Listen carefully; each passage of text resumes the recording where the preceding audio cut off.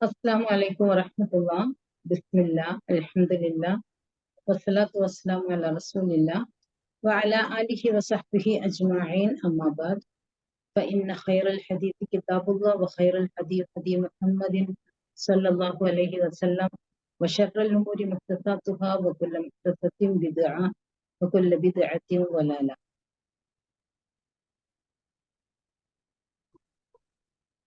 أعوذ بالله من الشيطان الرجيم. بسم الله الرحمن الرحيم.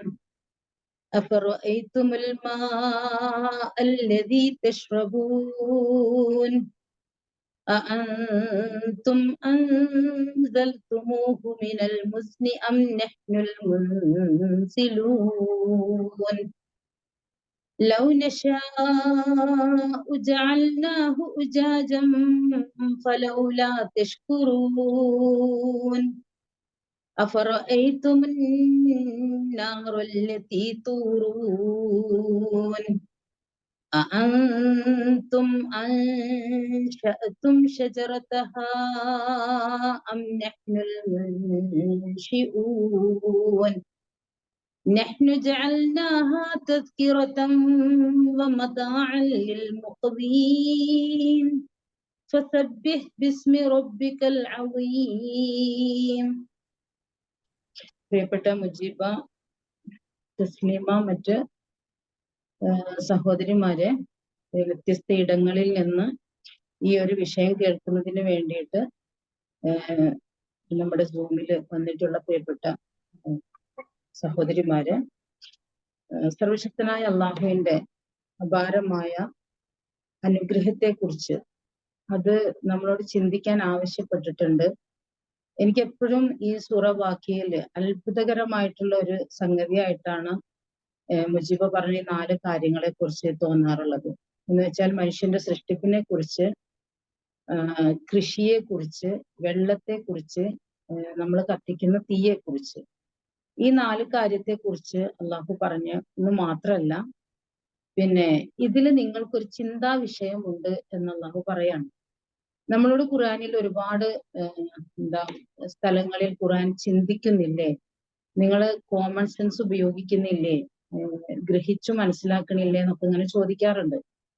പലപ്പോഴും ഖത്തം തീർത്തു പോകുമ്പോൾ ആ ചോദ്യങ്ങൾ അതേപോലെ തിരിച്ച് നമ്മൾ അള്ളാഹുവിനോട് ചോദിക്കുന്നത് പോലെ അങ്ങോട്ട് പോവുക എന്നതല്ലാതെ പലപ്പോഴും അതിന്റെ ആശയതലങ്ങളിലേക്ക് നമ്മൾ പോകാൻ ശ്രമിക്കാറില്ല. പക്ഷെ വിശുദ്ധ ഖുർആൻ നമുക്കറിയാം, എത്ര മരിക്കുന്നത് വരെ നമ്മൾ നിരന്തരമായ പഠനത്തിന് വിധേയമാക്കിയാലും നമുക്കതിൽ നിന്ന് ഒരുപാട് കിട്ടി എന്ന് തോന്നുമ്പോഴും കിട്ടിയതിന്റെ 10 മടങ്ങ് അതിന്റെ എത്രയോ ഇരട്ടി വീണ്ടും അങ്ങനെ തന്നെ അതിലെ ആശയങ്ങളുടെ, അർത്ഥങ്ങളുടെ, തിരിച്ചറിവുകളുടെ ഒരു വലിയ ഒരു സംഗതിയായിട്ട് പിന്നെയും അതങ്ങനെ പരന്ന് അറിവിന്റെ ഒരു വലിയ കടലായിട്ട് കിടക്കുകയാണ് എന്ന് നമുക്കറിയാം. അപ്പൊ അതുകൊണ്ട് തന്നെ അതൊരിക്കലും നമുക്ക് പഠിക്കുന്തോറും നമ്മളുടെ അജ്ഞത എത്രത്തോളം ആണ് എന്ന് നമുക്ക് ബോധ്യമാകുന്നു എന്നതല്ലാതെ ഒരിക്കലും നമ്മൾ പഠിച്ചു തീരണില്ല എന്നുള്ളതാണ്. എന്നിട്ട് പോലും നമ്മളോട് ചിന്തിക്കാൻ പറയുന്ന പല കാര്യങ്ങളും നമ്മൾ ചിന്തിക്കാതെ പോകുന്നു എന്നതാണ് വസ്തുത.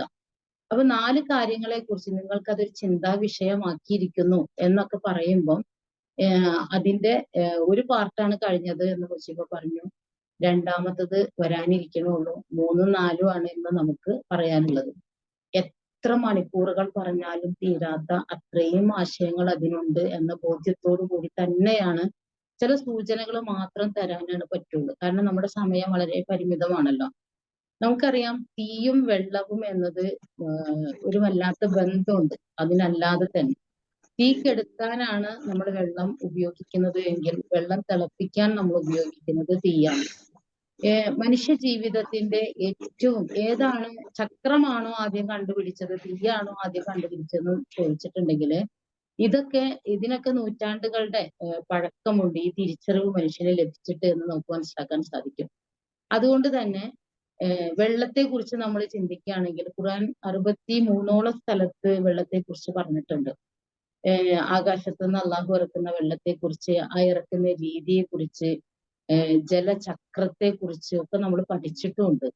പിന്നെ കടലിലെ വെള്ളം നീരാവിയായിട്ട് പോകുന്നത്, ഘനീഭവിച്ച മേഘങ്ങളാകുന്നത്, മേഘങ്ങളെ അള്ളാഹു ഇങ്ങനെ കൂട്ടി ഇണക്കുന്നത്, അതിനെങ്ങനെ അള്ളാഹു അട്ടിയാക്കുന്നു എന്നത്, കാറ്റടിച്ചത് വ്യത്യസ്ത ഇടങ്ങളിൽ നിന്ന് അള്ളാഹു ഇതിനെ കാറ്റടിച്ച് അള്ളാഹു ഉദ്ദേശിക്കുന്ന ഇടത്ത് മഴ വർഷിക്കുന്നതിനെ കുറിച്ച് ഒക്കെ ഖുർആനിൽ തന്നെ വരുന്നുണ്ട്. നമുക്ക് ശാസ്ത്രീയമായിട്ട് അതിനെക്കുറിച്ച് പഠിക്കുമ്പോഴും മനസ്സിലാക്കാൻ സാധിക്കുന്നുള്ളതാണ്. ഖുർആനിൽ നമുക്ക് കാണാൻ സാധിക്കും, വല്ലാഹുല്ലദി അർസല റിയാഹ, അള്ളാഹു ആണ് കാറ്റുകളെ അയക്കുന്നത്. ഫതുഫീറു സഹാബൻ, എന്നിട്ട് ആ മേഘത്തെ അവൻ ഇളക്കി വിടുന്നു. ഫസുഖ്നാഹു, എന്നിട്ട് നാം അതിനെ തെളിച്ചു കൊണ്ടുപോകുന്നു. ഇലാ ബലദിൻ മയ്യിത്തിൻ, നിർജീവമായ ഭൂമിയിലേക്ക്. ഫഅഹ്യൈനാ ബിഹിൽ അർദ ബഅദ മൗതിഹ, ആ നിർജീവമായ ഭൂമിയുടെ നിർജീവതയ്ക്ക് ശേഷം നാം അതിനെ സജീവമാക്കുന്നു. കദാലിക നുശൂർ, ഇതുപോലെ തന്നെയാണ് നിങ്ങളുടെ തിരിച്ചുവരവും. നിങ്ങൾ മരിച്ചു കഴിഞ്ഞതിന് ശേഷം ഈ മണ്ണിൽ നിർജീവമായി കിടക്കുമ്പോഴും ഞാൻ തിരിച്ച് കൊണ്ടുവരും. ഇതേപോലെ ഭൂമിയിൽ നമുക്കറിയാം, പിന്നെ എത്ര നമ്മൾ വെള്ളം ഒഴിച്ചാൽ പോലും ചിലപ്പോ അതിശക്തമായ വേനലിൽ മുളയ്ക്കാത്ത ചില വിത്തുകള് മഴ പെയ്താൽ മുളയ്ക്കുന്നത് നമുക്ക് കാണാൻ സാധിക്കും. ആ വെള്ളത്തിന് അത്രമാത്രം പ്രത്യേകതയുണ്ട്, അതിനത്രമാത്രം പിന്നെ ഒരുപാട് അനുഗ്രഹങ്ങൾ അള്ളാഹു അതില് ഒളിപ്പിച്ചു വെച്ചതായിട്ട് നമുക്ക് കാണാൻ സാധിക്കും. കാറ്റിനെ, മഴ വർഷിക്കുന്നതിന് മുന്നോടിയായിട്ട് വരുന്ന കാറ്റിനെ പോലും അള്ളാഹു സന്തോഷകരമായിട്ടുള്ള ഒരു പിന്നെന്താണ് സന്തോഷ സൂചന എന്നാണ് ഖുർആൻ അതിന് പ്രയോഗിച്ചിരിക്കുന്നത് എന്നൊക്കെ നമുക്ക് കാണാൻ സാധിക്കണം. അതുകൊണ്ട് തന്നെ വെള്ളത്തെ കുറിച്ച് നമ്മൾ ആലോചിക്കുമ്പം നമുക്കറിയാലോ, ആകെ ഭൂമിയിൽ മാത്രമാണ് വെള്ളമുള്ളത്.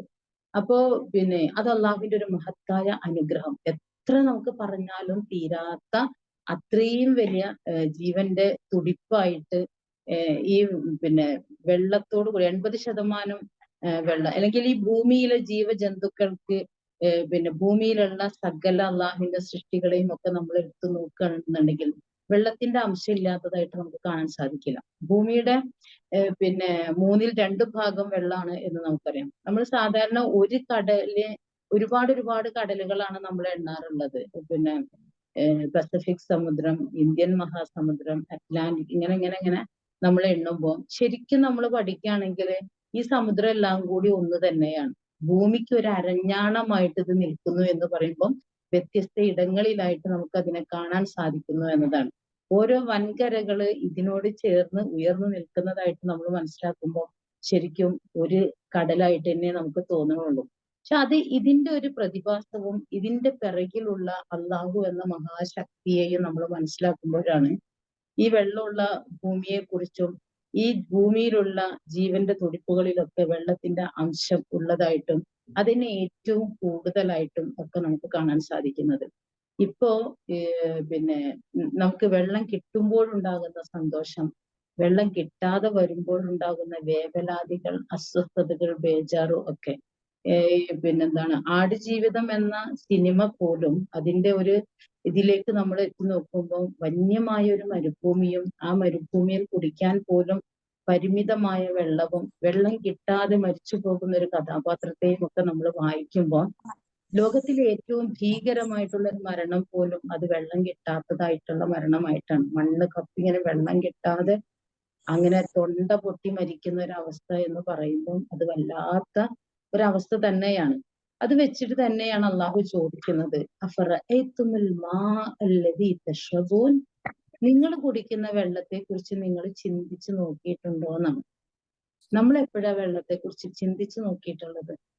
നമ്മൾ എപ്പോഴാ വെള്ളം കിട്ടാതെ വരുമ്പോ വെള്ളത്തെ കുറിച്ച് ആലോചിക്കുകയോ വെള്ളത്തിന് വേണ്ടി കൈനീട്ടുകയോ വെള്ളത്തിന് വേണ്ടി പരാക്രമം കാണിക്കുകയോ ചെയ്യുന്നത് എന്നതിനും അപ്പുറം വെള്ളത്തെ കുറിച്ച്, വെള്ളത്തിന്റെ സ്രോതസ്സിനെ കുറിച്ച്, വെള്ളം നിരന്തരമായി നൽകിക്കൊണ്ടിരിക്കുന്ന ഒരു റബ്ബിനെ കുറിച്ച്, അത് കിട്ടാതെ പോകുമ്പോഴുണ്ടാകുന്ന ഒരു ഭീകരമായ ഒരു അവസ്ഥയെ കുറിച്ച് ഒന്നും നമ്മൾ ചിന്തിച്ചിട്ടേയില്ല എന്നുള്ളതാണ്. എത്രയോ കാലങ്ങളായി നിരന്തരമായി തന്നെ ദിനേന എന്നോണം സൂറവാക്യ ഓതിക്കൊണ്ടിരിക്കുന്ന ആളുകൾ പോലും അങ്ങനെ വെള്ളത്തെ കുറിച്ച് ആലോചിച്ചിട്ടുണ്ടോ എന്ന് ചോദിച്ചാൽ അത്ര ഒന്നും ഗഹനമായിട്ട് നമ്മൾ ആലോചിക്കുന്നില്ല എന്നതാണ്. അതുകൊണ്ടാണ് 63 ഇടങ്ങളിൽ വെള്ളത്തെ കുറിച്ച് പറയുമ്പോഴും ആകാശ ലോകത്ത് നിന്ന് അള്ളാഹു വെള്ളത്തെ ഇറക്കിയതിനെ കുറിച്ച്, ആ വെള്ളത്തെ വെള്ളത്തിനോട് റസൂൽ സല്ലല്ലാഹു അലൈഹി വസല്ലം കാണിച്ച സമീപനത്തെ കുറിച്ച് ഒക്കെ നമ്മൾ പഠിക്കേണ്ടതുണ്ട് എന്ന് തന്നെയാണ് നമ്മൾ മനസ്സിലാക്കേണ്ടത്. നമുക്കറിയാലോ, നിങ്ങൾ ഉപയോഗിക്കുന്ന വെള്ളത്തെ കുറിച്ച് നിങ്ങൾ ചിന്തിച്ചു നോക്കിയിട്ടുണ്ടോ എന്ന് ആലോചിച്ചാൽ നമുക്കറിയാം. ഹൈഡ്രജൻ കത്തുന്നതാണ്, ഓക്സിജൻ കത്താൻ സഹായിക്കുന്നതാണ്. 2 ഹൈഡ്രജൻ തന്മാത്രകളും ഒരു ഓക്സിജൻ തന്മാത്രയും കൂടി കൂട്ടിയിട്ടാണ് വെള്ളം ഉണ്ടാക്കുന്നത് എങ്കിൽ നമ്മൾ അതിനു വേണ്ടിയിട്ട് പരിശ്രമിച്ചാൽ നമുക്കൊരു തുള്ളി വെള്ളം ഉണ്ടാക്കാൻ സാധ്യമാകുമോ എന്ന് ആലോചിച്ച് നോക്കുക. അങ്ങനെ അങ്ങനെ സാധ്യമാകണുണ്ടോ? അതുകൊണ്ടാണ് എപ്പോ കാലാവസ്ഥാ നിരീക്ഷകർ പറയും നാളെ മഴ പെയ്യാനും പെയ്യാതിരിക്കാനും സാധ്യത ഉണ്ട് എന്ന് പറയുമ്പോഴും വിശുദ്ധ ഖുർആനിലൂടെ നമുക്ക് മനസ്സിലാക്കാൻ സാധിക്കുന്നത് 5 കാര്യങ്ങൾ അള്ളാഹുവിനെ മാത്രം അറിയുന്നതാണെന്നാണ്. അത് വേറൊരാൾക്കും അറിയില്ല. അതിന്റെ എല്ലാ അവസ്ഥയെക്കുറിച്ചും പൂർണ്ണമായിട്ട് അറിയുന്നത് അള്ളാഹുവിന് മാത്രമാണ്. എങ്കിൽ അതിലൊന്ന് പറഞ്ഞിരിക്കുന്നത് മഴയെ കുറിച്ചാണ്. മഴ എവിടെയാണ്, എന്നാണ് പെയ്യുന്നത്, എത്ര അളവിൽ പെയ്യും, ഏത് വിധത്തിൽ പെയ്യും എന്നൊക്കെ അള്ളാഹ്ക്ക് മാത്രമാണ് അറിയുന്നത്. അങ്ങനെയാണെങ്കിൽ നമ്മൾ കുടിക്കുന്ന ഒരു തുള്ളി വെള്ളം പോലും നമുക്കുണ്ടാക്കാൻ പറ്റാത്തതാണെങ്കിൽ, നമ്മുടെ ജീവന്റെ നിലനിൽപ്പിന് ആധാരമായിട്ടുള്ളത് വെള്ളമാണ് എങ്കിൽ, വെള്ളമില്ല എങ്കിൽ നമുക്ക് ജീവിക്കാൻ പോലും സാധ്യമല്ല എങ്കിൽ, ഒരു മാസം ഭക്ഷണം കിട്ടിയിട്ടില്ലെങ്കിൽ നമുക്ക് വെള്ളം കുടിച്ചെങ്കിലും ജീവിക്കാൻ പറ്റും. പക്ഷെ വെള്ളം ഇല്ല എന്നുണ്ടെങ്കിൽ നമുക്ക് ജീവിക്കാൻ പറ്റൂല. നമുക്കെന്നല്ല, ഇതുമായി ബന്ധപ്പെട്ട ആർക്കും. കാരണം എന്ത് നമ്മൾ എടുത്ത് നോക്കിയിട്ടുണ്ടെങ്കിലും അതിലൊക്കെ ജലാംശമുണ്ട് എന്ന് നമുക്കറിയാം. അങ്ങനെയാണെങ്കിൽ ആ വെള്ളത്തെ കുറിച്ച് നമ്മൾ ചിന്തിച്ചു നോക്കിയിട്ടുണ്ടോ എന്ന് വെച്ചാൽ നമ്മൾ ചിന്തിച്ചു നോക്കിയിട്ടില്ല. കുടിക്കുമ്പോൾ, ഒരു ഗ്ലാസ് വെള്ളം കുടിക്കുമ്പോൾ ബിസ്മില്ല പറയാനും, കുടിച്ചു കഴിഞ്ഞിട്ട് ദാഹം ശമിച്ചു കഴിയുമ്പോൾ ഇത് നൽകിയ പടച്ച തമ്പുരാനെ ഓർത്ത് അൽഹംദുലില്ലാ എന്ന് പറയണമെങ്കിലൊക്കെ നമുക്ക് അതിന് പിന്നിലുള്ള ഒരു മഹാശക്തിയെ കുറിച്ചുള്ള ഒരു ബോധ്യവും ഒരു തിരിച്ചറിവും ഉണ്ടാകണമെന്നതാണ്. നിങ്ങൾ ഉപയോഗിക്കുന്ന വെള്ളത്തെ കുറിച്ച് നിങ്ങൾ ചിന്തിച്ചു നോക്കിയിട്ടുണ്ടോ എന്ന് ചോദിച്ചിട്ട് തൊട്ടടുത്ത ആയത്തിൽ അള്ളാഹു പറയുന്നത്, അൻതും നിങ്ങളാണോ അൻസൽതുമൂഹു മിനൽ മുസ്ൻ, മഴ മേഘങ്ങളിൽ നിന്നും ആ വെള്ളത്തെ ഇറക്കുന്നത് നിങ്ങളാണോ? അം നഹ്നുൽ മുൻസിലൂൻ, അതല്ല ഞാനാണോ അത് ഇറക്കുന്നത് എന്നാണ്. അള്ളാഹ്ക്ക് മാത്രം സാധ്യമാകുന്ന ഒരു വലിയൊരു സംഗതി, ഏറ്റവും വലിയൊരു അള്ളാഹുവിന്റെ അനുഗ്രഹവും ഒരു പ്രതിഭാസവും അത് അള്ളാഹുവിന് മാത്രം സാധ്യമാകുകയുള്ളൂ എന്നതുകൊണ്ട് ഞാനാണ് അത് ഇറക്കുന്നത് എന്ന ആ അവകാശവാദത്തിന് ഒരു വലിയ തലമുണ്ട് എന്ന് നമ്മൾ മനസ്സിലാക്കണം. വേറെ ആർക്കും അങ്ങനെ സാധ്യമല്ല എന്നുള്ളതാണ്. കൃത്രിമമായി മഴ പെയ്യിക്കുമ്പോഴും അതിന്റെ ഗുണഫലങ്ങൾ എത്രയാണ്, അത് എത്ര സമയത്തേക്ക് നിൽക്കും, അത് എത്രത്തോളം എത്രത്തോളം അത് ലഭിക്കും എന്നൊക്കെ നോക്കിയാൽ ഒരു സ്ഥലത്ത് തന്നെ എത്ര ലിറ്റർ വെള്ളമാണ് പെയ്ത് തീരുന്നത്. നമുക്കതിന്റെ കണക്ക് എടുത്തു നോക്കിയിട്ടുണ്ടെങ്കിൽ നമ്മളെ ഞെട്ടിക്കുന്ന കണക്കാണ്. നമ്മൾ ആലോചിച്ച് നോക്കുക. ആ മഴ തന്നെ അത് എത്ര ഭംഗിയായിട്ടും എത്ര സുതാര്യമായിട്ടും പടച്ച തമ്പുരാൻ നൽകുന്നു എന്നുള്ളതാണ്. ആ വെള്ളം നമ്മൾ പറയാറില്ല, ആ വെള്ളം ഇങ്ങനെ ശക്തമായിട്ട് വീഴാണെങ്കിൽ, നേരെ ഇങ്ങോട്ട് വീഴാണെന്നുണ്ടെങ്കിൽ നമുക്ക് വേദനിക്കും ദേഹത്ത് തട്ടുമ്പോൾ. പക്ഷെ ഒട്ടും അങ്ങനെ നമുക്ക് വേദനിക്കാത്ത വിധത്തിൽ ഇങ്ങനെ ചെരിഞ്ഞ് ഇങ്ങനെ ക്യൂബായിട്ട് ഇങ്ങനെ വളരെ സ്മൂത്ത് ആയിട്ട് അത് വീഴുമ്പോൾ അത് എന്തുമാത്രം ആനന്ദകരമായിട്ടുള്ളതാണ്, എന്തൊരു സന്തോഷമാണ്. അതിന്റെ ശബ്ദത്തിന് പോലും എന്തൊരു മാസ്മരികതയാണ്, അതിനെന്തൊരു സംഗീതാത്മകത ഉണ്ട്. നമ്മളിങ്ങനെ അതിങ്ങനെ കണ്ണടച്ചിങ്ങനെ കേട്ടു നോക്കുമ്പോഴേ നമുക്കത് മനസ്സിലാക്കാൻ പറ്റുള്ളൂ. അപ്പൊ അത്രമേൽ അനുഗ്രഹമായിട്ടുള്ള ഈ ഒരു ഇത് നിങ്ങളാണോ അത് പെയ്ത് വീഴ്ത്തുന്നത്, അതല്ല ഞാനാണോ എന്നത് പടച്ചവൻ ചോദിക്കുകയാണ്. ഇനി അത് നിലയ്ക്കാതെ പെയ്തിട്ടുണ്ടെങ്കിൽ അതിന്റെ ഒരു ദോഷഫലം അനുഭവിക്കേണ്ടത് നമ്മൾ തന്നെയാണ്. അങ്ങനെ നിലയ്ക്കാതെ പെയ്തിട്ട് അതൊരു ശിക്ഷയായിട്ട് വന്നിട്ടുണ്ടല്ലോ നൂഹ് നബിക്ക്. അത് നിലയ്ക്കാതെ പെയ്ത മഴയായിരുന്നു. എന്നിട്ട് ആ വെള്ളത്തെ പിന്നീട് ഈ ഭൂമി വിഴുങ്ങാൻ പോലും അള്ളാഹുവിന്റെ കൽപ്പന വന്നതിന് ശേഷമാണ് അത് സംഭവിച്ചത് നമുക്കറിയാം. ആകാശമേ നീ പെയ്ത്ത് നിർത്ത്, ഭൂമി നീ വെള്ളത്തെ വിഴുങ്ങിക്കോളൂ എന്ന് അള്ളാഹു പറഞ്ഞു. ആകാശവും ഭൂമിയും ഒക്കെ അള്ളാഹുവിന്റെ കൽപ്പനകൾ ശിരസാ വഹിക്കാൻ റെഡിയായിട്ട് നിൽക്കാൻ നമുക്കറിയാം. إذا السماء انشقت وأذنت لربها وحقت وإذا الأرض مدت وألقت ما فيها وتخلت وأذنت لربها وحقت.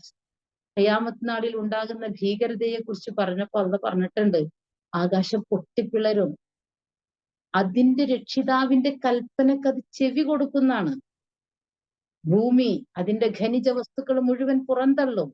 അതിന്റെ രക്ഷിതാവിന്റെ കൽപ്പനക്ക് അത് ചെവി കൊടുക്കുന്നതാണ്. അപ്പൊ നമ്മൾ ആലോചിച്ച് നോക്കാം, ആകാശവും ഭൂമിയും അള്ളാഹുവിന്റെ സവിശേഷമായ സൃഷ്ടിയാണെങ്കിൽ ആ സൃഷ്ടികൾ ഓരോന്നും അള്ളാഹുവിന്റെ കൽപ്പനക്ക് ചെവി കൊടുക്കും, അനുസരിക്കും. എനിക്ക് പറ്റില്ല എന്ന് അതുങ്ങൾ പറയില്ല. പറ്റില്ല എന്ന് പറയുന്നത് എപ്പോഴും മനുഷ്യര് മാത്രമാണ്. ആ മനുഷ്യൻ ചിന്തിക്കണം, ആരാണ് ഇതിന്റെ പിറകിലുള്ള ഒരു ശക്തി? നിങ്ങളുടെ ജീവന്റെ തുടിപ്പ് എങ്ങനെയാണ്? ജീവന്റെ തുടിപ്പ് ഈ വെള്ളത്തിൽ നിന്നാണെന്നുള്ള പറയുന്നുണ്ട്. അതേ മനുഷ്യൻ മരിക്കുമ്പോഴും അവൻ കേഴുന്നത് ഈ വെള്ളത്തിന് വേണ്ടി തന്നെയല്ലേ? തൊണ്ടയ്ക്ക് ഇങ്ങനെ ഉണങ്ങി നാവൊക്കെ വറ്റി വരണ്ട് നാക്ക് നീട്ടിയിട്ട് മരണവിപ്രാളത്തിൽ മനുഷ്യൻ. അപ്പൊ ആലോചിച്ച് നോക്കുക, ശരിക്കും അത് അങ്ങനെ തന്നെയല്ലേ വരുന്നത്? അത്രമാത്രം പടച്ച തമ്പുരാൻ ചെയ്തു തന്നിരിക്കുന്ന ഒരു വലിയൊരു അനുഗ്രഹമാണിത്. എന്നിട്ട് അള്ളാഹു പറയുന്നുണ്ട്, ലവ് നിശാഉ, നാം ഉദ്ദേശിച്ചിരുന്നുവെങ്കിൽ ജഅൽനാഹു ഉജാജ, ഞാൻ അതിനെ ഉപ്പ് കലർന്നതാക്കുമായിരുന്നു. ഫലൗലാ തശ്കുറൂൻ, എന്നിട്ടും നിങ്ങൾ എന്തേ നന്ദി കാണിക്കാത്തത് എന്നാണ് അള്ളാഹുടെ ചോദ്യം. നിങ്ങൾ കുടിക്കുന്ന വെള്ളത്തെ കുറിച്ച് നിങ്ങൾ ചിന്തിച്ചു നോക്കിയിട്ടുണ്ടോ? നിങ്ങളാണോ മഴമേഘങ്ങളിൽ നിന്ന് അത് ഇറക്കുന്നത്? അതല്ല ഞാനാണോ? ഞാൻ ഉദ്ദേശിച്ചിരുന്നെങ്കിൽ അത് ഉപ്പ് കലർന്നതാക്കുമായിരുന്നു. നമുക്കത് ആലോചിക്കാൻ പോലും പറ്റൂല. ഉപ്പ് കലർന്ന വെള്ളം നമുക്ക് സംഭരിച്ചു വെക്കാൻ പറ്റൂല, എവിടെയും ഒരു പാത്രത്തിലും വെക്കാൻ പറ്റൂല, പാത്രങ്ങൾ ഓട്ടയാകും. നമുക്കതുകൊണ്ട് ഒരു ഗുണം ഉണ്ടാവില്ല. ഇവിടെ ഒരു പുല്ല് പോലും മുളയ്ക്കൂല, മൊട്ടക്കുന്നായി പോകും. നമുക്ക് കുടിക്കാൻ പറ്റൂല, ജീവജന്തുക്കൾക്ക് കുടിക്കാൻ പറ്റൂല, സസ്യങ്ങളൊന്നും തന്നെ മുളച്ചു പൊന്തൂല, ഉള്ളതൊക്കെ കരിഞ്ഞുണങ്ങിപ്പോകും. എന്നിട്ട് നമ്മളിങ്ങനെ ആലോചിച്ച് നോക്കുക, അങ്ങനെ അള്ളാഹു ഉപ്പ് കലർന്നതാക്കിയില്ലല്ലോ, ആക്കിയില്ലല്ലോ. ആക്കിയിട്ടുണ്ട്, അതൊക്കെ അത് അങ്ങനെ തന്നെ വേണ്ടതാണ്. ഉപ്പുള്ള വെള്ളത്തിൽ മാത്രം ജീവിക്കുന്ന മത്സ്യങ്ങളില്ലേ, അവ ഒരിക്കലും പുഴയിലോ ഉപ്പില്ലാത്ത വെള്ളത്തിൽ ജീവിക്കൂല. അതിന് രണ്ടിനും ചിലപ്പോൾ വ്യത്യാസങ്ങളുണ്ട്, രണ്ടിലും ജീവിക്കുന്നതും ഉണ്ട്. നമ്മൾ ആലോചിച്ച് നോക്കുക, നമുക്ക് കടലിലെ വെള്ളം വായിൽ വെക്കാൻ പറ്റൂലല്ലോ. ഇനി അള്ളാഹിന്റെ ശിക്ഷയായിട്ട് ഉപ്പ് കലർന്ന ജലാശയം ഉണ്ടല്ലോ നമ്മുടെ ഭൂമുഖത്ത്, ചാവ് തടാകം, അത്രമേൽ ഉപ്പുള്ള ഒരു ജന്തു പോലും അതിൽ ജീവിക്കണില്ല, അതിന് ഉപ്പിന്റെ സാന്ദ്രത കൂടിയത് കാരണം കൊണ്ട്. അപ്പൊ നമ്മളിങ്ങനെ ആലോചിച്ചു, അള്ളാഹിന്റെ ശിക്ഷയായിട്ടാണ് അത് വന്നിരിക്കുന്നത്. അതേപോലൊരു ശിക്ഷയായിട്ട് ഞാൻ ഉദ്ദേശിച്ചിരുന്നുവെങ്കിൽ ഞാനത് ഉപ്പ് കലർന്നതാക്കുമായിരുന്നു എന്ന് പറയുമ്പോൾ അള്ളാഹു ഉദ്ദേശിച്ചിട്ടില്ല. അള്ളാഹുവിന് അത്രമേൽ നമ്മളോട് കാരുണ്യാണ്, അള്ളാഹുവിന് അത്രമേൽ നമ്മളോട് അലിവാണ്, അള്ളാഹുവിന് അത്രമേൽ നമ്മളോട് ഇഷ്ടമാണ്.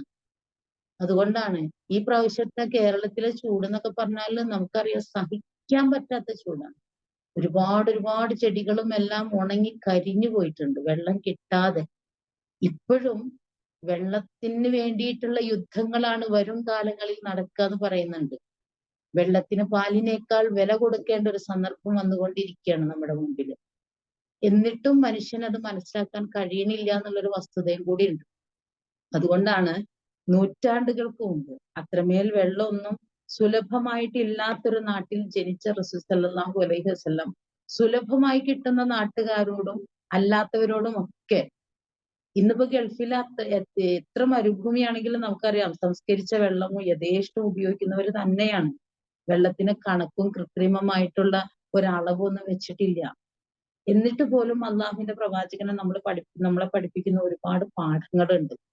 ആ പാഠങ്ങൾ എന്തൊക്കെയാണ്? ഒരു മുദ്ദ് വെള്ളം കൊണ്ട് റസൂൽ സ്വല്ലല്ലാഹു അലൈഹി വസല്ലം മുതുവെടുക്കുകയും ഒരു സാവ് വെള്ളം കൊണ്ട് റസൂൽ സ്വല്ലല്ലാഹു അലൈഹി വസല്ലം കുളിക്കുകയും ചെയ്തിട്ടുണ്ടെന്നാണ്. നിങ്ങളുടെ വീടിന് മുമ്പിലൂടെ ഒരു പുഴ ഒഴുകണുണ്ടെങ്കിൽ പോലും നിങ്ങൾ അതിൽ നിന്നും നിങ്ങൾക്ക് ആവശ്യമുള്ളത് മാത്രം ഉപയോഗിക്കാൻ പാടുള്ളൂ എന്ന് പറഞ്ഞു. എന്ന് വെച്ചാൽ മറ്റൊരാളുടെ അവകാശമാണത്. ആ അവകാശം ഹനിക്കരുതെന്ന് പറഞ്ഞിട്ടുണ്ട്. അത്രമാത്രം നമുക്ക് ഉപയോഗിക്കാനുള്ളതല്ലാതെ അതിൽ കൂടുതൽ. ടാപ്പ് ഇങ്ങനെ തുറന്നിട്ടിട്ട് വെള്ളം കളഞ്ഞിട്ടുണ്ടെങ്കിൽ നമ്മൾ അള്ളാഹിനോട് കണക്ക് പറയേണ്ടി വരും. ഒരു പരിധിക്കപ്പുറം നമ്മൾ എടുത്തിട്ടുണ്ടെങ്കിൽ അത് മറ്റൊരാളുടെ അവകാശത്തെയാണ്. കാരണം വെള്ളത്തിന് ഒരു പരിധി നിർണ്ണയിക്കരുതെന്നാണ്. അടുത്ത വീട്ടിൽ വെള്ളമില്ല എങ്കിൽ അവര് നമ്മുടെ കിണറിലെ വെള്ളം ഉപയോഗിക്കുന്നുവെങ്കിൽ അത് തടയാൻ നമുക്ക് എന്താ അവകാശം? സത്യമായിട്ടും ആ വെള്ളത്തെ ഞാൻ കെട്ടി നിർത്തി എന്നുള്ളത് മാത്രമേ ഉള്ളൂ. വെള്ളം തരുന്നത് പടച്ചോനല്ലേ. പടച്ച തമ്പുരാൻ തന്നുകൊണ്ടിരിക്കുന്ന ആ വെള്ളം അള്ളാഹു വേണ്ടാന്ന് വെച്ചാൽ ആർക്കാ തരാൻ പറ്റുമെന്ന് ഖുർആൻ ചോദിക്കുന്നുണ്ടല്ലോ. ഇൻ അസ്ബഹ മാഉകും ഗൗറൻ ഫമൻ യഅ്തീകും മിൻ മാഇൻ മഈൻ. നിങ്ങൾ ഉപയോഗിക്കുന്ന വെള്ളം വറ്റിത്തീർന്നാൽ ആരാണ് നിങ്ങൾക്ക് വെള്ളം തരിക? ഇതിങ്ങനെ നെഞ്ചുലയ്ക്കുന്ന ചോദ്യമാണ് പടച്ചോൻ ചോദിക്കുന്നത്. നമ്മൾ ഒരിക്കലും ആലോചിക്കണില്ല അങ്ങനെ അങ്ങോട്ട് വറ്റിത്തീർന്നാൽന്ന്. ഞാൻ എന്റെ പഠിതാക്കളോട് പറയാറുണ്ട്, രാവിലെ എഴുന്നേറ്റപ്പോ ടാപ്പ് തുറന്നപ്പോ വെള്ളം ഇല്ലാന്നുണ്ടെങ്കിൽ നമുക്ക് എന്തുണ്ടാവും? ടാപ്പ് തുറന്നിട്ട് വെള്ളം ഇല്ലാന്നുണ്ടെങ്കിൽ നമ്മൾ എന്താ വിചാരിക്കുക? ടാങ്കിൽ ഉണ്ടാകും, എന്തെങ്കിലും കംപ്ലൈന്റ് ആകും എന്ന് വിചാരിക്കും. ടാങ്കിൽ ഇല്ല എങ്കിൽ നമ്മൾ മോട്ടർ അടിക്കും. മോട്ടർ അടിച്ചിട്ട് വെള്ളം കേറണില്ല എങ്കിൽ നമുക്ക് വേവലാതി തുടങ്ങും, നമുക്ക് അസ്വസ്ഥത പെരുകും. നമ്മളിങ്ങനെ എല്ലായിടും നോക്കും, എവിടെയും വെള്ളം കിട്ടണില്ല. ഉറപ്പായിട്ട് നമ്മൾ പരാക്രമം കാണിക്കും, വെള്ളം കിട്ടാതെ. അപ്പൊ ചിലപ്പോ അന്നേരം നമുക്ക് അത്ര ദാഹം ഉണ്ടായിന്ന് വരൂല. പക്ഷെ വെള്ളമില്ല എന്ന് മനസ്സിലായി കഴിഞ്ഞാൽ നമുക്ക് പരാക്രമം തുടങ്ങും, നമുക്ക് ദാഹം മൂർച്ഛിക്കും. വെള്ളമില്ല എന്ന്, അടുത്തൊന്നും കിട്ടാനില്ല എന്ന് തുടങ്ങിയാൽ നമുക്ക് ദാഹം കൂടും. പിന്നീട് നമുക്ക് ഒട്ടും കിട്ടാതെ പോയാൽ ആരാ തരാനുള്ളത്? ആലോചിച്ച് നോക്കുക. നിങ്ങൾ ഉപയോഗിക്കുന്ന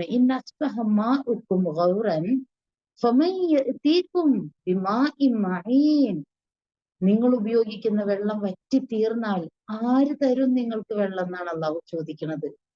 അള്ളാഹു സാക്ഷി, ആരും തരാനില്ല. അപ്പൊ എന്തുമാത്രം വലിയൊരു അനുഗ്രഹമാണ് നമ്മളിങ്ങനെ ദിനേന എന്നാണ് ഉപയോഗിക്കുന്നത്. ആ അനുഗ്രഹത്തിന് നമ്മൾ എത്രത്തോളം നന്ദി കാണിക്കുന്നുണ്ട്. അതാണ്, നിങ്ങൾ എന്തേ നന്ദി കാണിക്കാത്തത്? ഞാനത് ഉപ്പ് കലർന്നതാക്കിയില്ലല്ലോ, നിങ്ങൾക്ക് കുടിക്കാൻ പാകത്തിലല്ലേ ആക്കിയത്. എന്നിട്ടും ഞാനത് ഉപ്പ് കലർന്നതാക്കിയില്ല. എന്നിട്ടും എന്നിട്ടും ലൗല, എന്തേ ഇല്ലാത്തത്? എന്ത് ചെയ്യാത്തത്? ലൗല തഷ്കുറൂൻ, നിങ്ങൾ എന്ത് നന്ദി കാണിക്കാത്തത്? സത്യം, ആ ഒരു ഗ്ലാസ് വെള്ളം ഇങ്ങനെ ചുണ്ടോട് അടുപ്പിക്കുന്നത്, നമ്മളിങ്ങനെ ഇത് ഇറക്കാൻ നമുക്ക് സാധ്യമാകുന്നത്, നമ്മളിങ്ങനെ ഇറക്കി ഇങ്ങനെ അനുഭവിച്ച് സമാധാനിക്കുന്നത്, അതിന് മാത്രം നമ്മൾ നന്ദി പറയാനിരുന്നാൽ പറഞ്ഞാലും നമുക്ക് തീരൂല, ഉറപ്പായിട്ടും. കാരണം ആ വായുടെ ധർമ്മവും അതിന്റെ ഇറക്കാനുള്ള സംവിധാനവും അതുകൊണ്ട് നമുക്ക് കിട്ടുന്നൊരു സമാധാനവും ഒരു സന്തോഷവും ഒരു സംതൃപ്തിയും ഒരു ആനന്ദവും ഒക്കെ അതിനുണ്ട്. അത് നമ്മൾ ശ്രദ്ധിക്കാതെ ഇങ്ങനെ യഥേഷ്ടം കിട്ടിക്കൊണ്ടിരിക്കുന്നത് കൊണ്ട് അത് ശ്രദ്ധിക്കാതായതുകൊണ്ടാണ്. നമ്മൾ ആലോചിച്ച് നോക്കുക, സത്യമായിട്ടും അതിന് മാത്രം നമ്മൾ അൽഹംദുലില്ലാ പറയാൻ ഇരുന്നിട്ടുണ്ടെങ്കിൽ പറഞ്ഞാലും തീരൂല, അത്രേ ഉണ്ട്. ഈ ഓപ്പറേഷൻ ഒക്കെ കഴിഞ്ഞിട്ടുള്ള ആളുകൾക്ക് ഡ്രിപ്പ് ഇട്ടുകൊണ്ടിരിക്കുകയാണെന്നുണ്ടെങ്കിൽ പിന്നെ അവർക്ക് വെള്ളം കുടിക്കാൻ പറ്റാത്തൊരു സമയത്ത് കുടിക്കാൻ പിന്നീട് പറ്റാണ്, കുറച്ച് അത് കഴിഞ്ഞതിന് ശേഷം വെള്ളം കുടിക്കുമ്പോഴും അവരുടെ ദാഹത്തിനനുസരിച്ച് ഒറ്റയടിക്ക് ഒരു 5-6 ഗ്ലാസ് ഒന്നും കുടിക്കാൻ പറ്റൂല. ഉണങ്ങിക്കൊണ്ടിരിക്കുന്ന തൊണ്ടയിലേക്ക് കുറേശ്ശെ ആയിട്ട് കുടിച്ചിട്ട് മാത്രമാണ് അവർക്ക് ഒരു ഗ്ലാസ് കൊണ്ട് തീർക്കാൻ പറ്റുള്ളൂ, എത്ര ദാഹം ഉണ്ടെങ്കിലും. ഒട്ടകം കുടിക്കുന്ന ഇതിനെ കുറിച്ച് പറയണ്ടല്ലോ, ഒട്ടകത്തിന് എത്ര കിട്ടിയാലും ഒറ്റയടിക്ക് അങ്ങോട്ട് കുടിക്കാം. നമുക്ക് അങ്ങനെയൊന്നും പറ്റില്ല. എത്ര ദാഹം ഉണ്ടെങ്കിലും നമുക്ക് എത്ര ഗ്ലാസ് കുടിക്കാൻ പറ്റുന്ന ആലോചിച്ച് നോക്കുക. അങ്ങനെയാണെങ്കിൽ അത് തന്ന പടച്ച തമ്പുരാനോട് നമ്മൾ എത്ര ശുക്ർ ചെയ്യണം. ശുക്ർ ചെയ്തിട്ട് നമുക്ക് ഇങ്ങനെ സുജൂദിന്ന് എണീക്കാൻ പറ്റാത്ത അത്രയും നമ്മൾ ചെയ്യേണ്ടതുണ്ട് എന്നാണ് ഈ ആയത്തിലൂടെ അള്ളാഹു വെള്ളത്തെ കുറിച്ച് നമുക്ക് മനസ്സിലാക്കി തരുന്നത്.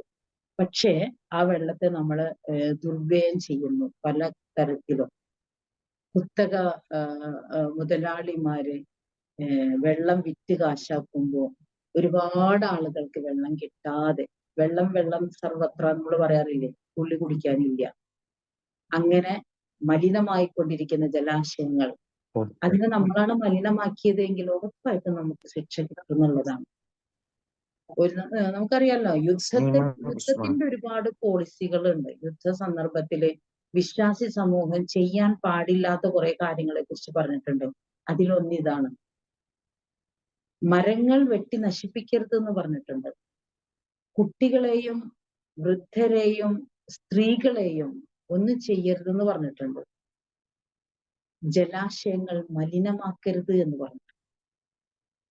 എത്ര കെട്ടിക്കിടക്കുന്ന വെള്ളവും ജലാശയങ്ങളും ഒന്നും നമ്മളെ നാട്ടിലുള്ളത് പോലെ ഇല്ലാത്ത മരുപ്രദേശത്ത് നിന്ന് റസൂൽ സല്ലല്ലാഹു അലൈഹി വസല്ലം പഠിപ്പിച്ചു തന്ന വെള്ളവുമായി ബന്ധപ്പെട്ട ഒരുപാട് തിരിച്ചറിവുകളുണ്ട്.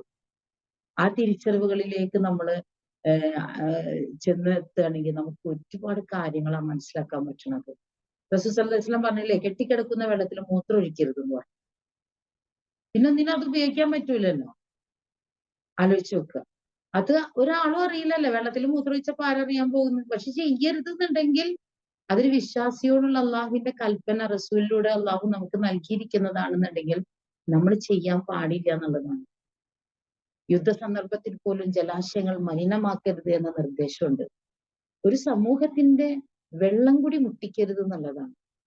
അതാ ഞാൻ നേരത്തെ പറഞ്ഞത്. നമ്മുടെ വീട്ടിൽ യഥേഷ്ടം വെള്ളം ഉണ്ടെന്നുണ്ടെങ്കിൽ, നമ്മുടെ തൊട്ട അയൽപക്കത്തിൽ ഇല്ലാന്നുണ്ടെങ്കിൽ നമ്മളത് തടയാനേ പാടില്ല.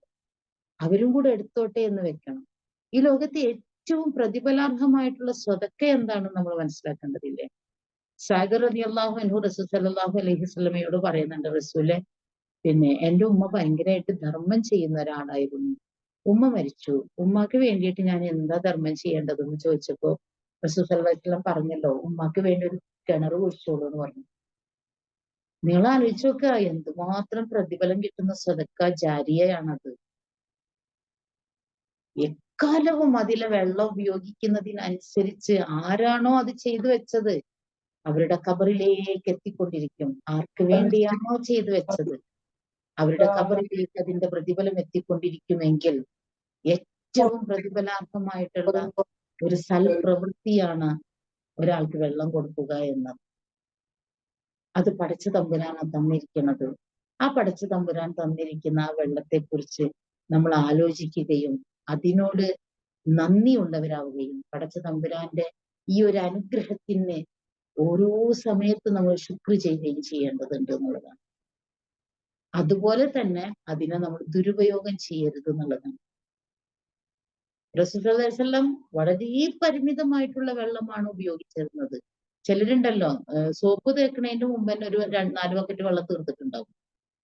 വെറുതെ ഇങ്ങോട്ട് കോരി ഒഴിക്കുന്ന ഉറപ്പായിട്ട് കണക്ക് പറയേണ്ടി വരും പഠിച്ചോണ്ട്. ഇതൊക്കെ അള്ളാഹു നമുക്ക് നൽകിയിരിക്കുന്നത് നമുക്ക് മാത്രമല്ല നമ്മൾ മനസ്സിലാക്കണം. ഇവിടുത്തെ ഒരു പുഴയും ഒഴുകുന്നത് പുഴയ്ക്ക് വേണ്ടിയിട്ടാണ്. ഇവിടുത്തെ മരങ്ങൾ കായ്ക്കുന്നത് ആ മരത്തിന് വേണ്ടിയിട്ടാണ്. മാവിന് വേണ്ടിയിട്ടാണോ കായ്ക്കുന്നത്? അല്ല. തെങ്ങിന് വേണ്ടിയിട്ടല്ല നാളികേരം ഉണ്ടാവുന്നത്. നമുക്ക് വേണ്ടിയിട്ടാ, മറ്റുള്ളവർക്ക് വേണ്ടിയിട്ടാ. ഇവിടുത്തെ എല്ലാ സംഗതികളും അങ്ങനെ തന്നെ നമ്മൾ എടുത്തു നോക്കിയാൽ നമുക്ക് കാണാൻ സാധിക്കും. അവർക്ക് വേണ്ടിയിട്ടല്ല, മറ്റുള്ളവർക്ക് വേണ്ടിയിട്ടാ. ആരെങ്കിലും ഒക്കെ എടുക്കട്ടെ, ആരെങ്കിലും കഴിക്കട്ടെ, ആരെങ്കിലും ഉപയോഗിക്കട്ടെ എന്നതാണ്. എങ്കിൽ ആ ഒരു നന്മ നമ്മുടെ മനസ്സിലുണ്ടാകണം. നമ്മൾ അത്രയും എന്താണ് കുടുസായ ഒരു മനസ്സായിട്ട് ഇരിക്കരുത്.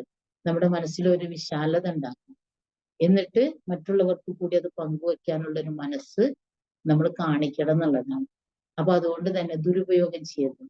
വാട്ടർ തീം പാർക്കുകൾ, അമ്യൂസ്മെന്റ് പാർക്കുകളൊക്കെ എന്തുമാത്രം വെള്ളമാണ് ദുരുപയോഗം ചെയ്യുന്നത്. നമ്മളിപ്പം സൗകര്യത്തിന് വേണ്ടി, ആനന്ദത്തിന് വേണ്ടി ഒക്കെയാണ് നമ്മുടെ ബാത്റൂമുകളില് ഈ ബാത്ത് ടബുകൾ ഉള്ളത് എങ്കിൽ പോലും ഓരോരുത്തരും കുളിക്കുമ്പോൾ അതിൽ എത്ര വെള്ളം നിറയ്ക്കുന്നുണ്ട്. ഇതിനൊക്കെ നമ്മൾ കണക്ക് പറയേണ്ടി വരുമല്ലോ. പ്രത്യേകിച്ച് ഗൾഫ് രാജ്യങ്ങളിലുള്ളവര് എല്ലാ ബാത്റൂമിലും ഉണ്ടാവുമല്ലോ. നമ്മളത് ഉപയോഗിക്കണോ വേണ്ടേ, നമുക്ക് എത്രത്തോളം ഉപയോഗിക്കുക എന്നുള്ളതിനൊരു കണക്കുണ്ടാവണം എപ്പോഴും. യഥേഷ്ടം ഉണ്ടല്ലോ എന്നതല്ല.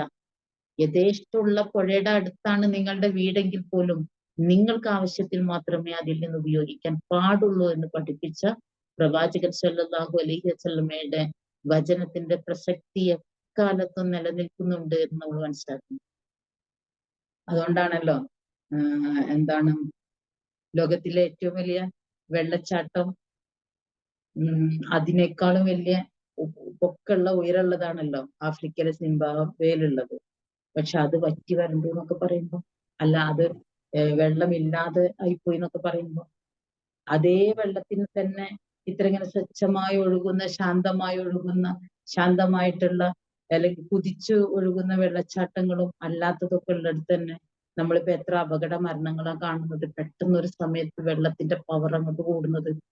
നമുക്കിങ്ങനെ ഇങ്ങനെ കാലിട്ടൊക്കെ നനച്ചൊക്കെ ഇരിക്കാനൊക്കെ ഭയങ്കര ഇഷ്ടാകും, വെള്ളത്തിൽ കളിക്കാനൊക്കെ. പക്ഷെ ആ വെള്ളത്തിന്റെ ശക്തമായ പവറില് അങ്ങനെ തന്നെ കുത്തി ഒലിച്ചു പോകുന്നവരില്ലേ, എത്ര പെട്ടെന്നാണ് ഇത് അങ്ങനെ സംഭവിക്കുന്നത്. അപ്പൊ നമ്മളിങ്ങനെ ആലോചിച്ച് നോക്കുക, അള്ളാഹു അനുഗ്രഹമായിട്ടും ശിക്ഷയായിട്ടും ഒക്കെ ഇത് വെച്ചിട്ടുണ്ട് എന്നുള്ളതാണ്. ഈ പിന്നെ ഖുർആനിൽ തന്നെ ഉണ്ടല്ലോ, യമനിലെ ഇതിനെ കുറിച്ച് പറഞ്ഞപ്പോഴ് ഏറ്റവും നല്ല മനുഷ്യരാണെന്നുണ്ടെങ്കിൽ നല്ല ആളുകൾക്ക് അള്ളാഹു വെച്ചു കൊടുക്കുന്നതിനെ കുറിച്ചും, അവര് അതിക്രമം കാണിച്ചപ്പോൾ അവരോട് അള്ളാഹു കാണിച്ച പിന്നെ ആ ശിക്ഷയെ കുറിച്ചൊക്കെ പറയുന്നിടത്ത് രണ്ട് തരത്തിലാ പറയുന്നത്. നല്ലോണം വെള്ളമുള്ള നല്ല ചെടികളൊക്കെയുള്ള ഭൂപ്രദേശത്തെ കുറിച്ചും, പിന്നീട് അവര് അതിക്രമം കാണിച്ചപ്പോൾ അതിനെ ആർക്കും ഉപയോഗിക്കാൻ പറ്റാത്ത വിധത്തിലാക്കിയതിനെ കുറിച്ചൊക്കെ പറയുന്നുണ്ട്. ഇതിന്റെ ഒക്കെ സ്രോതസ് എന്താന്ന് നോക്കുമ്പോൾ നമുക്ക് മനസ്സിലാക്കാൻ സാധിക്കുന്നത് വെള്ളമാണ്. അത് അണക്കെട്ടാണെങ്കിലും കുളങ്ങളാണെങ്കിലും പുഴകളാണെങ്കിലും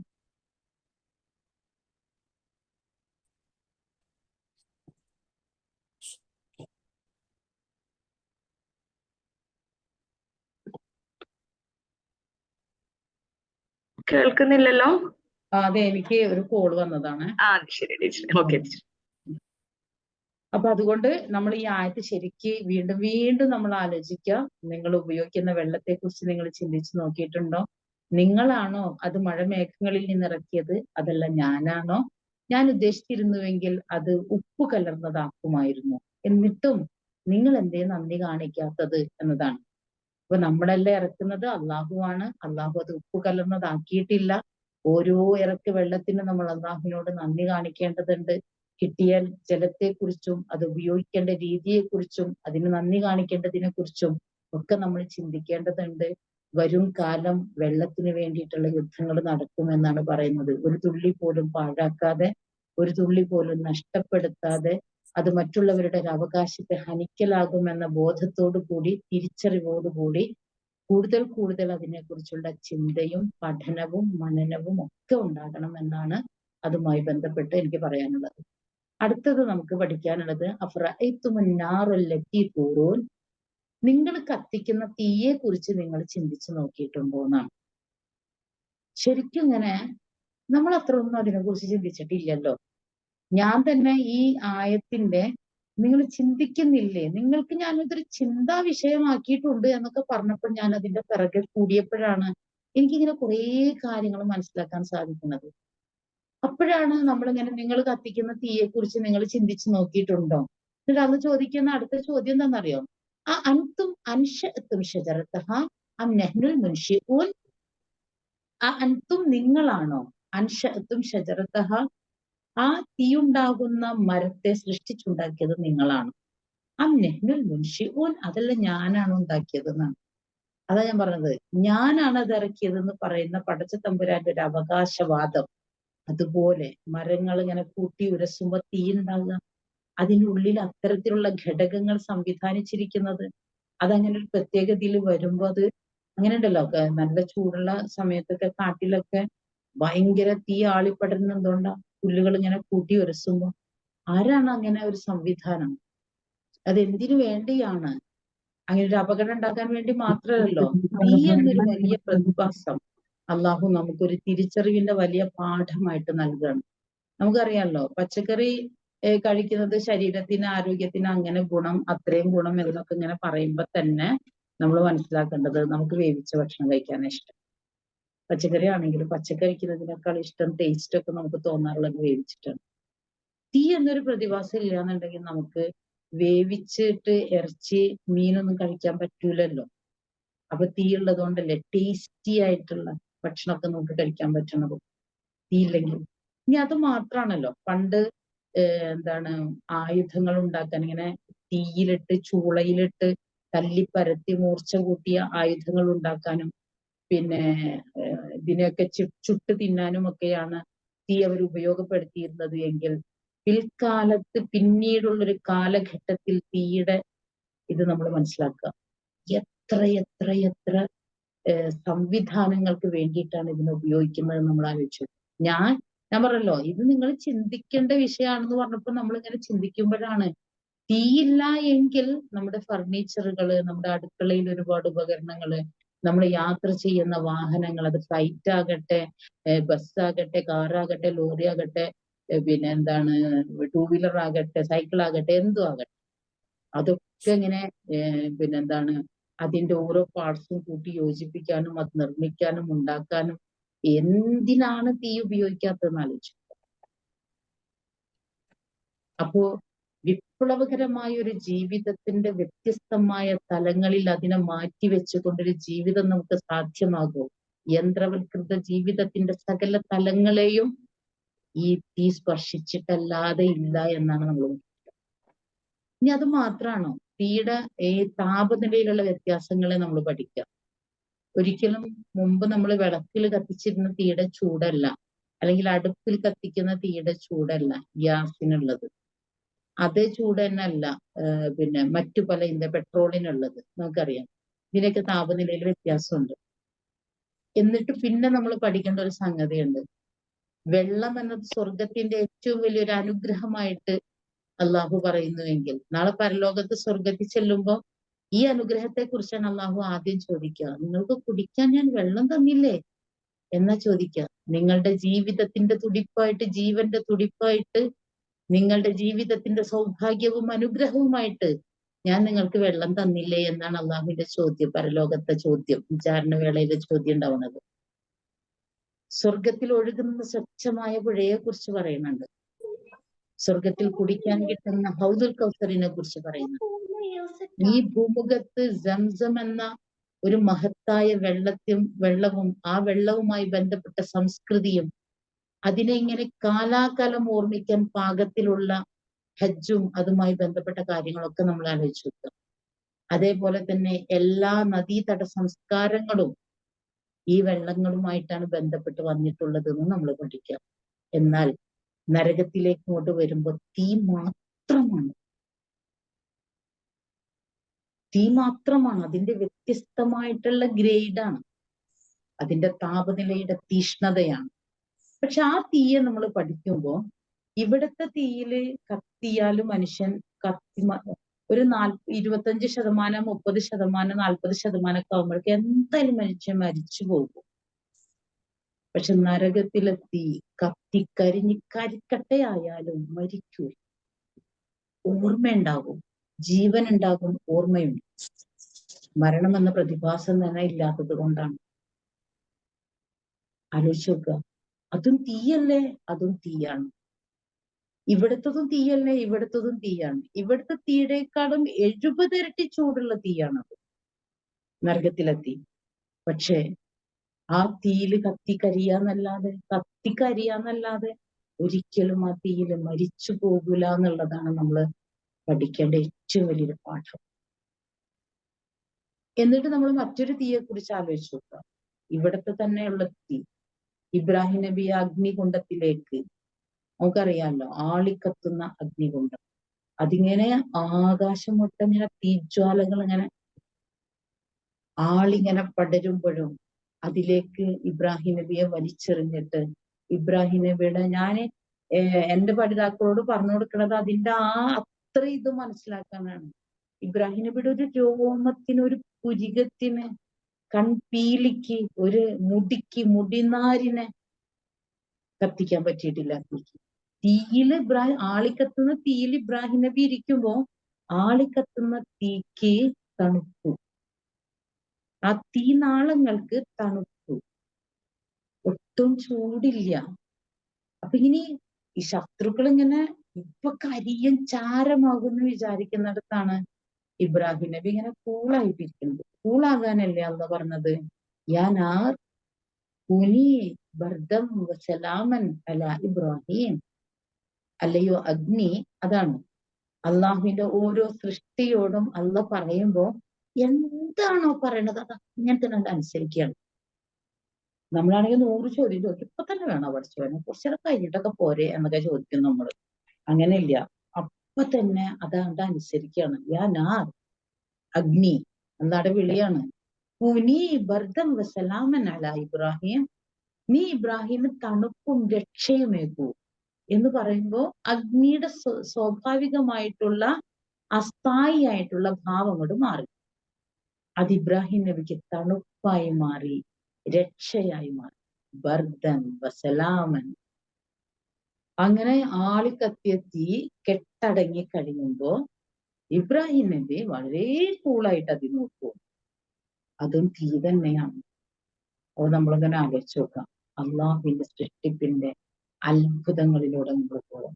എന്നിട്ട് ഇവിടെ അള്ളാഹു പറയണത് എന്താണെന്നറിയോ? നിങ്ങൾ ചിന്തിച്ചിട്ടുണ്ടോ എന്നിട്ട് ആ തീയെ കുറിച്ച്? അങ്ങനെ ഒരു തീയെ കുറിച്ച് നമ്മൾ ആദ്യം ഞാൻ പറയാറുണ്ട്, ഈ നമ്മള് എന്തായാലും സ്ത്രീകൾ എന്ന നിലക്ക് നമ്മൾ രാവിലെ എഴുന്നേറ്റ് നമ്മുടെ കാര്യങ്ങൾ നിസ്കാരം ഓത്തൊക്കെ കഴിഞ്ഞിട്ട് നമ്മൾ ആദ്യം തന്നെ അടുക്കളയിലേക്ക് വന്നാൽ ആദ്യം കത്തിക്കുന്ന സംഗതി ഈ തീയല്ലേ. ഗ്യാസ് ആണെങ്കിലും എന്താണെങ്കിലും നിങ്ങൾ ആലോചിക്കുക, തീയുമായി ചൂടുമായി ബന്ധപ്പെട്ടല്ലേ നമ്മൾ തുടങ്ങുന്നത്. അത് കാപ്പി ഉണ്ടാക്കലാവും, ചായ ഉണ്ടാക്കലാവും, വേറെ എന്തുമാകാം, നാസ്ത ഉണ്ടാക്കാൻ വേണ്ടിയിട്ടാണ്. അങ്ങനെ നമ്മൾ തുടങ്ങുമ്പോ ബിസ്മില്ല പറഞ്ഞിട്ട് നമ്മൾ തുടങ്ങാണ്. അങ്ങനെ ബിസ്മില്ല പറഞ്ഞ അള്ളാഹിനെ ഓർത്ത് തുടങ്ങുമ്പോ ഈ തീയെ കുറിച്ച് നമ്മൾ ആലോചിച്ചു നോക്കുക. ഇങ്ങനൊരു അനുഗ്രഹം അള്ളാഹു തന്നിട്ടില്ലായിരുന്നുവെങ്കിൽ നമ്മൾ എന്താ ചെയ്യുക? ഏറ്റവും സ്വാദിഷ്ടമായ ഭക്ഷ്യവസ്തുക്കളൊക്കെ നമ്മൾ ഉണ്ടാക്കുന്നത് ഈ തീ ഉപയോഗിച്ചിട്ടാണ്.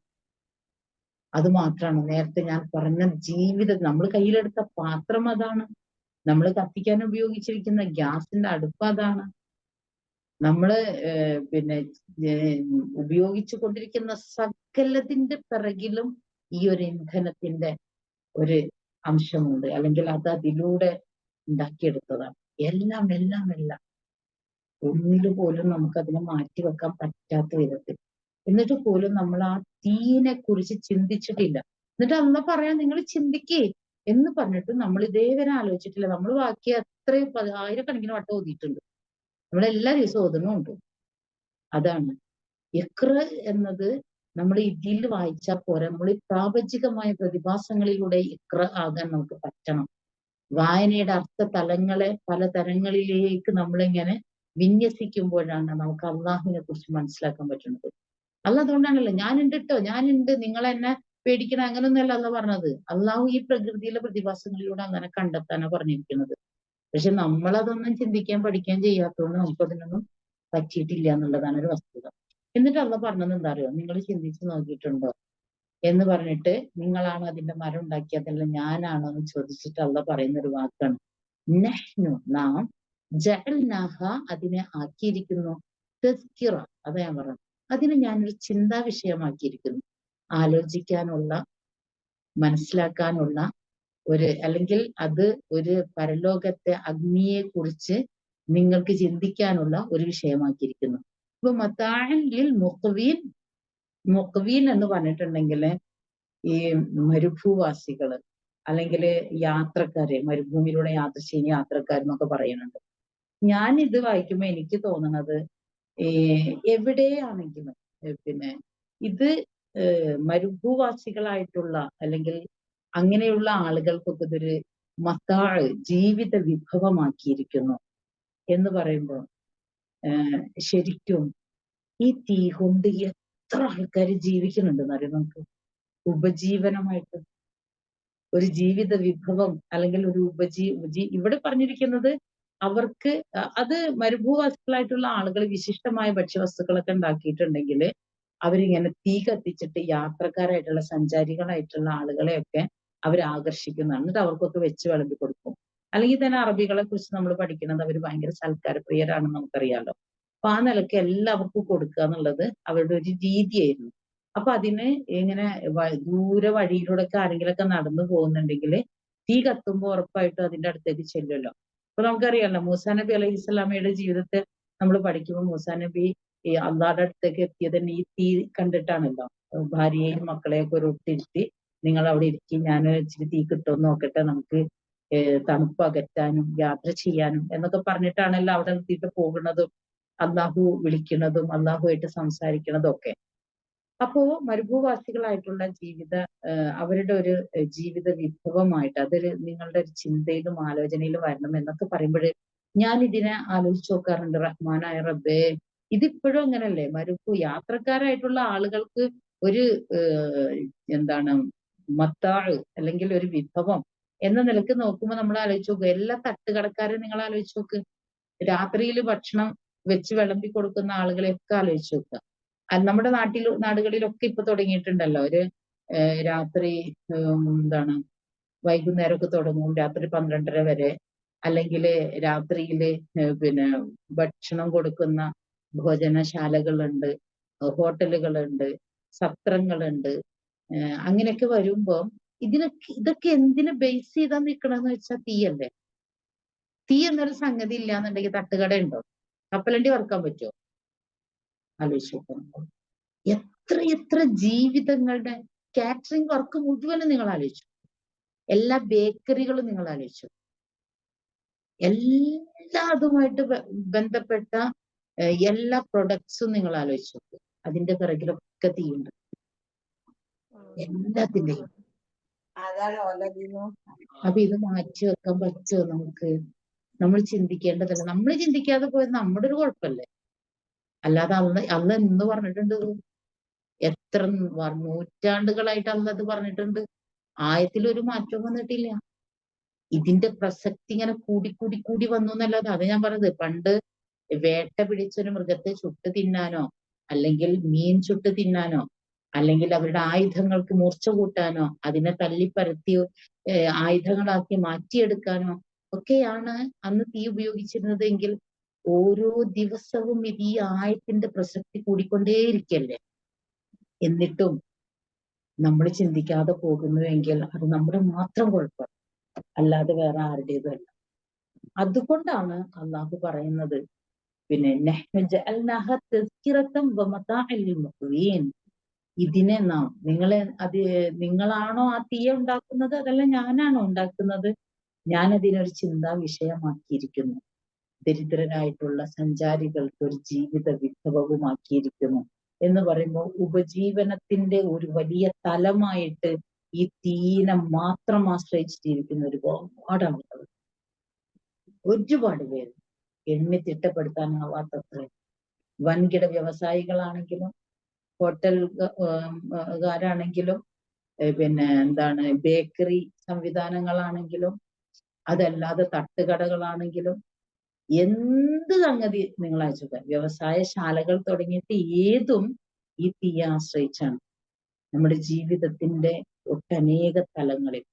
അപ്പോഴും നമ്മൾ ആലോചിക്കണം, ഓരോന്നിനും അതിന്റെ വെള്ളത്തിന്റെ, ഓരോ കിണറിലെ വെള്ളത്തിന്റെയും ഇതിൽ വ്യത്യാസം ഉണ്ടല്ലോ. റസൂൽ സ്വല്ലല്ലാഹു അലൈഹി വസല്ലമക്ക് പനി പിടിച്ച സന്ദർഭത്തിൽ 7ഓളം കിണറുകളിലുള്ള വെള്ളം കൊണ്ടുവന്നിട്ട് അതിലിങ്ങനെ തുണി മുക്കിയിട്ട് നെറ്റത്ത് ഇങ്ങനെ ഇട്ടെന്ന് കാണാം.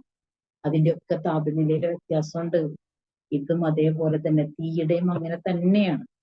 നമ്മളിങ്ങനെ ഓരോന്നിനെ എടുത്തു നോക്കുമ്പോൾ അതാണ് നരകത്തിലെ തീയും ഈ ദുനിയാവിലെ തീയും, നമ്മൾ കത്തിക്കുന്ന തീയും, നമ്മൾ അതിന്റെ ഇന്ധനത്തിന്റെ തോതനുസരിച്ചും ഒക്കെ അതിൽ വ്യത്യാസം വരുന്നുണ്ട്. നമ്മളത് ആലോചിക്കുക, നമ്മളത് ചിന്തിക്കുക. ഇത് നൽകിയ പടച്ച തമ്പുരാനെ സ്തുതിക്കുക. പഠിച്ചതിനോട് കൂടുതൽ കൂടുതൽ അടുപ്പമുള്ളവരാണ്. അതുകൊണ്ടാണ് ഈ 4 സംഗതികളെ നമ്മൾ പഠിച്ചു കഴിയുമ്പോൾ അള്ളാഹ് പറയുന്നത്, ഫസബ്ബിഹ്, നീ തസ്ബീഹ് ചൊല്ല്, ബിസ്മി റബ്ബിക്കൽ അസീം, മഹാനായ നിന്റെ രക്ഷിതാവിന്റെ നാമത്തെ കൊണ്ട്. നമ്മളിങ്ങനെ പറഞ്ഞു പോകും, ഉറപ്പായിട്ടും അതിനെ ചിന്തിക്കുകയും പഠിക്കുകയും മനസ്സിലാക്കുകയും ചെയ്യുമ്പോൾ നമ്മള് ശരിക്കും അള്ളാഹിനെ സ്തുതിക്കും, അള്ളാഹിനെ പ്രകീർത്തിക്കും, അള്ളാഹിനെ വാഴ്ത്തും. അങ്ങനെ വാഴ്ത്താതിരിക്കാൻ പറ്റൂല നമുക്ക്. നീ അങ്ങനെയെങ്കിലും ചെയ്യും, നീ എന്തേ നന്ദി കാണിക്കാത്തത്, നീ എന്തേ ഓർക്കാത്തത്, നീ ഒന്ന് പ്രകീർത്തിക്കുക. ബിസ്മി റബ്ബിക്കൽ അസീം. എന്തുകൊണ്ടാ? നിന്റെ രക്ഷിതാവിനെയാണ്. എന്തിനാ രക്ഷിതാവിനെ പ്രകീർത്തിക്കുന്ന? അൽ അസീം, അവൻ മഹാനാണ്. അവന്റെ മഹത്വത്തിന്റെ എന്താണ് പിന്നെ അടയാളങ്ങളാണ് നമ്മൾ ഈ കണ്ടുകൊണ്ടിരിക്കുന്നതൊക്കെ. അപ്പൊ അതുകൊണ്ട് ഞാൻ ചില സൂചനകൾ മാത്രമാണ് നൽകിയത്. നിങ്ങൾക്ക് ഒരുപാട് ആലോചിക്കാം, അതിന്റെ പിറകെ കൂടാം. ഒരുപാട് അറിവിന്റെ തലങ്ങളിലേക്ക് അല്ലാഹു നമ്മളെ കൊണ്ടുപോകും. നമ്മളെ വിസ്മയകരമായ ഒരു ലോകത്തേക്ക് ഖുർആൻ എത്തിക്കും. ഖുർആനെ കൂടുതൽ ചിന്തിക്കുകയും പഠിക്കുകയും മനസ്സിലാക്കുകയും തിരിച്ചറിയുകയും അതിനനുസരിച്ച് ജീവിതത്തെ ക്രമപ്പെടുത്തുകയും ഒക്കെ ചെയ്യേണ്ടത് നമ്മുടെ ഓരോരുത്തരുടെയും ബാധ്യതയാണ്. അതങ്ങനെ ആകുമ്പോൾ മാത്രമാണ് നമ്മളും അള്ളാഹുവും തമ്മിലുള്ള ഒരു ശക്തമായ ഒരു ബന്ധം നിലനിൽക്കുന്നത്. അവിടെ നമുക്ക് അള്ളാഹുവിനെ പ്രകീർത്തിക്കാതിരിക്കാനാവില്ല. അവിടെ നമുക്ക് അള്ളാഹുവിനെ സ്തുതിക്കാതിരിക്കാൻ പറ്റില്ല. അവിടെ നമുക്ക് അള്ളാഹുവിനോട് നന്ദി കാണിക്കാതിരിക്കാൻ പറ്റില്ല. അതുകൊണ്ടാണ് ഒരു ഗ്ലാസ് വെള്ളം എടുക്കുമ്പോൾ നമ്മൾ ബിസ്മില്ലാ പറയും. ആ വെള്ളം കുടിച്ചു കഴിഞ്ഞാൽ നമ്മൾ പല ആവർത്തി അൽഹംദുലില്ലാ പറഞ്ഞത്. കാരണം അത്രമേൽ നമ്മുടെ സ്തുതി നമ്മുടെ നാവിന്റെ മുമ്പത്ത് ഇങ്ങനെ വന്നുകൊണ്ടിരിക്കും. നമുക്ക് അത്രയല്ലേ പറ്റുള്ളൂ. തിരിച്ചു കൊടുക്കാൻ നമ്മുടെ കയ്യിൽ എന്താണ് ഉള്ളത്? അതുകൊണ്ട് ഈ രണ്ട് കാര്യങ്ങൾ, അത് ഞാൻ പറഞ്ഞില്ലേ, ഇതൊക്കെ വെറും സൂചനകൾ മാത്രമാണ്. നമുക്ക് എത്ര നാൾ പറഞ്ഞാലും തീരാത്തതാണ്. ഓരോരുത്തരും അവരവരുടെ ചിന്തയും പഠനവും മനനവും ഒക്കെ വെച്ചിട്ട് ആലോചിക്കുക. നമ്മളെപ്പോഴും നമ്മൾ ഓരോരുത്തരാണ് ചിന്തിക്കേണ്ടത്. ഇഖ്റ എന്നാണ് അള്ളാഹ് പറഞ്ഞത്, നീ വായിക്കുന്ന, നീ വായിക്കുകയും നീ പഠിക്കുകയും നീ മനസ്സിലാക്കുക, നീ ഗ്രഹിക്കുക, നീ ചിന്തിക്കുക, നീ ഉൾക്കൊള്ളുക, നീ തിരിച്ചറിവുള്ള ആളായി മാറുക എന്നാണ് അള്ളാഹു നമ്മളോട് പറയുന്നത്. നമ്മൾ ഓരോരുത്തരും ആയത്തുകളുടെ പിറകെ കൂടുമ്പോൾ അള്ളാഹുവിന്റെ ബാധ്യതയാണ് നമുക്കതിനെ കുറിച്ചുള്ള തിരിച്ചറിവുകളിലേക്ക് നമ്മളെ കൊണ്ടുപോകുക എന്നുള്ളത്. തീർച്ചയായിട്ടും അള്ളാഹുവിന്റെ ബാധ്യത നമ്മൾ അതിനു വേണ്ടി തയ്യാറാകുമ്പോൾ പൂർത്തീകരിക്കുമെന്നത് നമുക്കറിയാം. എല്ലാ നിലക്കും വിശുദ്ധ ഖുർആൻ പഠിക്കാനും അത് ഉൾക്കൊള്ളാനും അത് ജീവിതത്തിൽ പകർത്താനും വരും കാലത്തേക്ക് അതൊരു മുതൽക്കൂട്ടാകാനും അള്ളാഹു തൗഫീഖ് ചെയ്താൽ കൂടുതൽ കൂടുതൽ ചിന്തിക്കാനും തിരിച്ചറിവ് നേടാനും ഒക്കെ അള്ളാഹുവിന്റെ അനുഗ്രഹങ്ങൾ ഉണ്ടാകട്ടെ.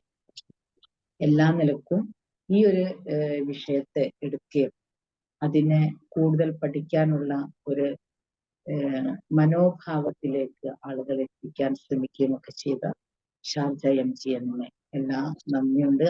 നിങ്ങൾ എന്നെ ക്ഷണിച്ചതിൽ നിങ്ങളോട് കടപ്പാടുണ്ട്. നമ്മുടെ എല്ലാ പ്രവർത്തനങ്ങളും നാളെ പരലോകത്തേക്കുള്ള മുതൽക്കൂട്ടായിട്ട് അള്ളാഹു അനുഗ്രഹിക്കുമാറാകട്ടെ.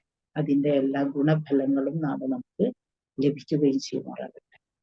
ജീവിതത്തിന്റെ പ്രതിസന്ധികളിലും പ്രയാസങ്ങളിലും പെട്ട് ബുദ്ധിമുട്ടുന്ന ഒരുപാട് ആളുകൾ കാരുണ്യവാനായ അള്ളാഹു അവർക്കെല്ലാവർക്കും ആശ്വാസവും സമാധാനവും നോക്കി അനുഗ്രഹിക്കട്ടെ. അതേപോലെ ഫലസ്തീൻ ജനത പ്രയാസങ്ങൾ അനുഭവിക്കുന്നു എന്ന് നമുക്കറിയാം. അവരുടെ തീരാവേദനകൾക്ക് അള്ളാഹുവിന്റെ എല്ലാവിധത്തിലുള്ള അനുഗ്രഹവും കാരുണ്യവും ഉണ്ടാവുകയും അവർക്ക് അള്ളാഹുവിന്റെ ആശ്വാസവും സമാധാനവും ലഭിക്കുകയും അവരുടെ നാട് ശത്രുക്കളിൽ നിന്ന് ഒരു മോചനം കിട്ടുകയും അവർക്ക് എല്ലാവിധ അനുഗ്രഹങ്ങളും ഉണ്ടാവുകയും ചെയ്യും. ربنا تقبل منا إنك أنت السميع العليم وتب علينا إنك أنت التواب الرحيم واغفر لنا يا غافر المذنبين برحمتك يا أرحم الراحمين. اللهم صل وسلم على عبدك ونبيك محمد صلى الله عليه وسلم وعلى آله وصحبه أجمعين وسلام على المرسلين والحمد لله رب العالمين. السلام عليكم ورحمة الله.